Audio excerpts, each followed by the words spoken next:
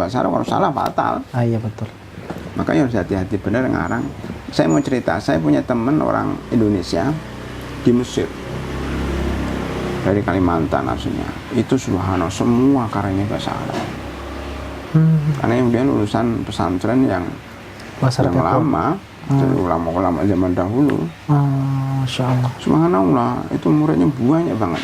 Di Mesir pun dia mahasiswa tapi guru. Yang menarik, muridnya itu orang Malaysia. Di Indonesia nggak laku dia. Karena di Mesir itu kan pemikiran-pemikiran yang terus-terus bahasa Arab itu nggak laku. Yang terus-terus bahasa Arab malah nggak laku? Nggak. Karena yang ngarang orang Indonesia sendiri. Ya kan sudah ada saya Mesir. Oh iya betul. Ngapain ngambil sama dia? Orang Malaysia. Itu untuk Mesir dia nggak paham. Maksudnya rata-rata terlalu tinggi. Karena bahasanya Amiyah. Maka untuk membantu itu dia talaknya sama saya yang dari Indonesia ini. Ilmunya luar biasa dia. Saya pernah ikut halaqah beliau. Ya. Itu ilmunya luar biasa, ilmu turas. Ya. Tapi lumayan saya suka karena ketika ada masalah ada dalilnya ini, ada dalilnya dari kalam ulama. Itu yang kita kepengen. Nah, masih soal aja lemahnya di situ. Oh gitu Ustaz? Iya, ada cuma pemikiran-pemikiran, baca buku-buku pemikiran, bahkan banyak yang liberal juga kan. Iya betul. Tapi ketika suruh baca bahasa Arab nggak bisa, berbahasa Arab nggak bisa, nulis bahasa Arab nggak bisa juga, lagi ngarang bahasa Arab. Ya itu ada satu pemikiran yang mudah-mudahan yang Indonesia jalan terus, yang Arab mulai disusun tafsir, syarah hadis, syarah Umdatul Ahkam namanya kan, syarah dikit aja. Lo kan sekarang syarah hadisnya cuma poin 1, poin 2, poin 3 kan gitu aja. Dia tuh solikin tuh yang buku apa itu Dalilul Falihin itu cuma sedikit, cuma mukhtasar aja. Fawaid min hadal hadis awalan, tsaniyan, tsalisan, udah. Karena hadis sebanyak itu gimana syarah berapa jilid? Saya kepengen itu minimal tafsir 30 juz saya kepengen nulis. Mungkin pakai bahasa Arab, kalau bahasa Indonesia tinggal ngumpulkan ini. Karena banyak berserakan di mana-mana tafsirnya kan. Ini tinggal ngumpulkan. Tapi kalau bahasa Arab ini lebih baik lagi kalau nulis bahasa Arab. Insyaallah. Jadi itu ceritanya. Terus apa ada lagi nggak? Kalau ini kan saya ini lagi ya tadi saat saya bilang saya itu senang lagi kepengen memang fokus di sanad dan hal-hal yang seperti itu karena saya tahu di Indonesia sampai sekarang Ustaz yang saya perhatikan teman-teman apalagi dari kalangan ikhwan-ikhwan kita itu yang perhatian dengan masalah sanad terutama dalam qiraat asyarah itu masih bisa dihitung jari Ustaz. Dan yang dapat qiraah asyarah pun yang sudah memiliki qiraat asyarah pun itu masih qiraah asyarah masih jarang. Qiraah satu aja. Iya kan. Nah itu saya bilang Ustaz, makanya qiraah asyarah itu jarang satu kan. Iya. Ini surah asyarah masih jarang. Iya masih jarang. Itu yang pertama. Terus yang kedua ada yang punya qiraat asyarah. Kemudian tapi ternyata waktu kita storin ke masyayikh kita yang di Syam. Nah, ini gimana menurut antum bacaan beliau dalam qiraatnya gitu.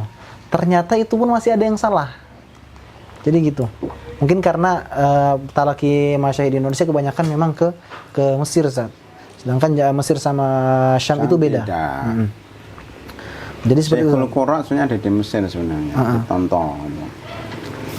Nah, itu gimana Ustaz? Nah, apakah kan Ustaz pernah dulu ngajarin ke saya, jangan ngambil qiraat dan fokus di qiraat banget, tapi fokus di ilmu-ilmu kayak fikih dan lain sebagainya. Sedangkan saya mikir, ini kan dikit banget ini Ustaz di Indonesia. Ini dikit banget, berarti kita harus enggaknya punya, apalagi dari kalangan kita sendiri.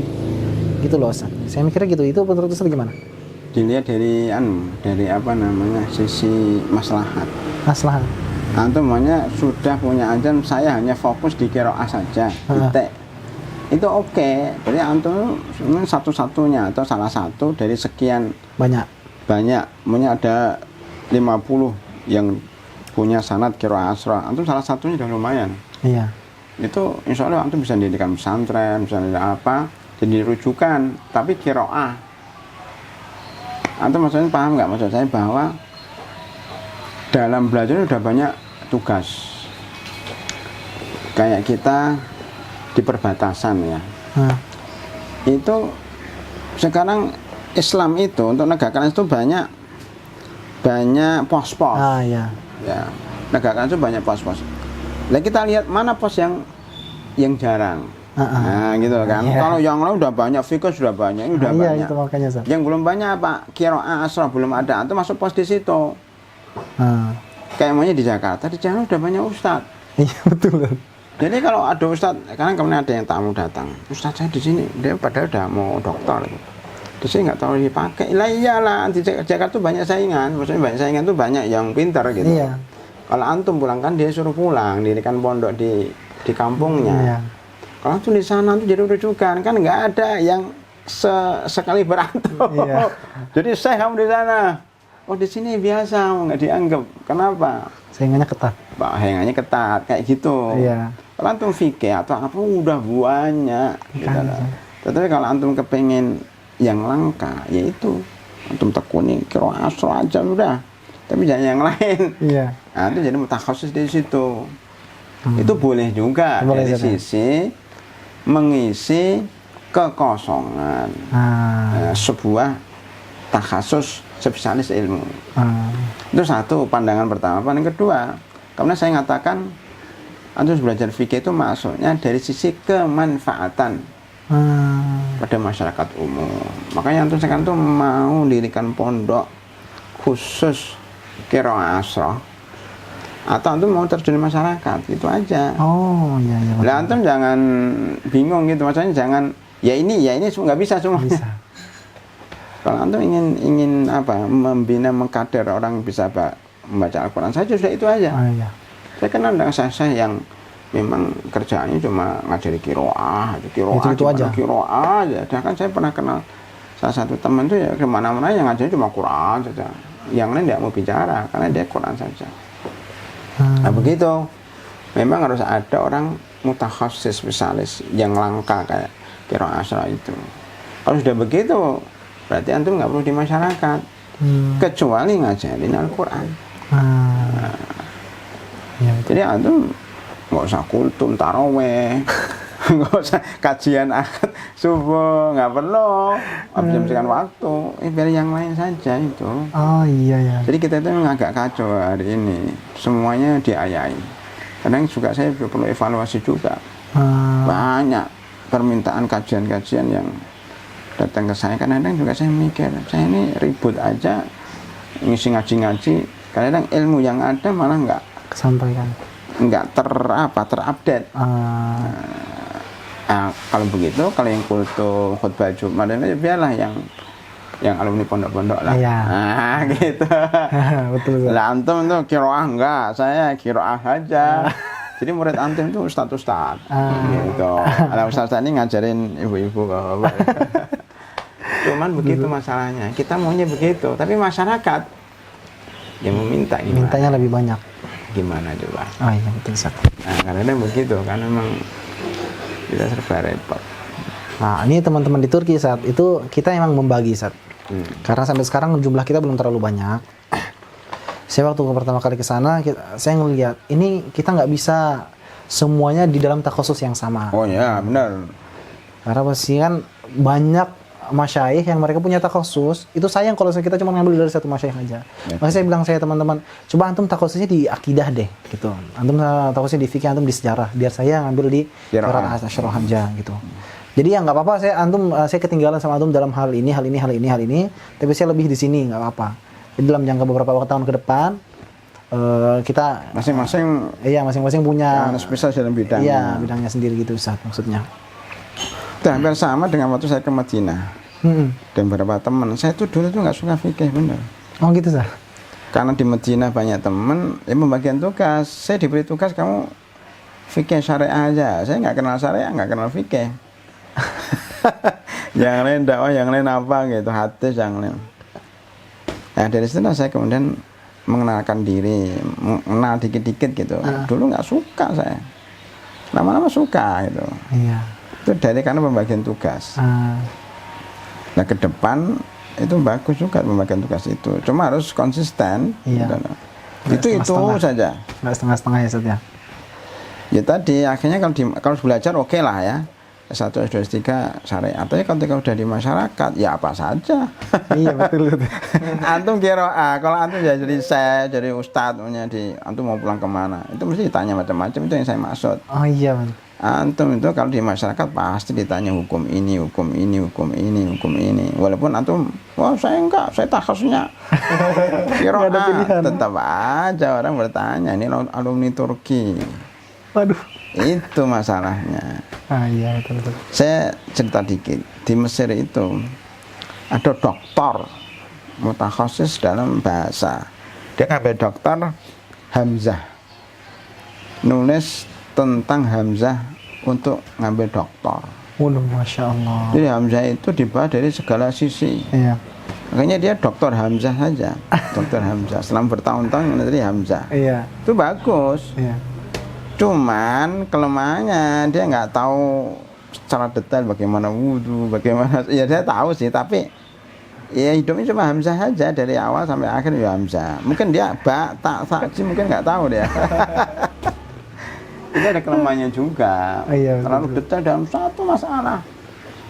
Tapi nggak tahu yang lain, itu kan parah juga. Ya, makanya sebenarnya antum kira oke, tapi baca dikit-dikit lah, dikit-dikit aja, hadis. Berarti zaman sekarang itu memang repot banget ya, semua harus kita kuasai. Bukan hanya soal bahasa Arab, kita juga harus tahu bahasa Inggris sedikit-sedikit, ya kan? Iya betul. Kemudian kita juga minimal sekarang harus pakai tahu HP. Downloadnya gimana? Buka Matabasamilah, ya. Cara nyari di internet. Iya betul. Kemudian nyari hadis-hadis yang lain. Kemudian nanti juga tahu namanya aplikasi ini, namanya Al-Quran, Bahsul Qurani. Ada Bahsul Hadithi, ya. Sekarang katanya mau beli buku, harus aplikasi toko-toko online itu. Iya. Kan beli buku, kalau nggak tahu kan gimana? Itu udah ilmu tersendiri, Terus PDF, ini tahu nulis buku ini. Nggak bisa cuma tahu terus aja. Karena gimana cara kita covernya nggak bagus dikit. Iya. Kemudian layoutannya, kerapiannya, bahasa Indonesianya gimana. Banyak orang ahli bahasa Arab nggak tahu bahasa Indonesia.